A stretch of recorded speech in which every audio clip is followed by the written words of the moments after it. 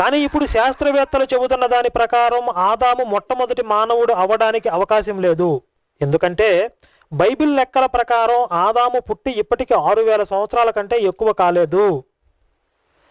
Bible లెక్కల ప్రకారం చూస్తే ఆదాం దగ్గర నుంచి బైబిల్లో ప్రస్తావించబడిన ఆ వంశావళిని, అందులో వారు జీవించినటువంటి కాలాన్ని గణన చేసుకుంటూ వెళ్తే మొత్తం ఒక 6000 సంవత్సరాలు మాత్రమే అవుతుంది. ఇప్పటికీ అంతకన్నా ఎక్కువ కాలేదు. కానీ శాస్త్రవేత్తలకి లక్షల సంవత్సరాల నాటి మానవుల శిలాజాలు లభ్యమవుతున్నాయి. శాస్త్రవేత్తలకు దొరికినటువంటి ఆ శిలాజాలని కార్బన్ డేటింగ్ విధానంలో పరీక్ష చేసినట్లయితే కొన్ని లక్షల సంవత్సరాల నాటి మానవుల యొక్క అవశేషాలు కనబడుతున్నాయి. కాబట్టి 6000 సంవత్సరాల క్రితం పుట్టాడైనటువంటి బైబిల్లో ఉన్నటువంటి ఆదాము మొత్తం మానవ జాతి అంతటికీ మూల పురుషుడు కాదు, మొట్టమొదటి మానవుడు కాదు అని అర్థమవుతుంది. హిందూ గ్రంథమైన భవిష్య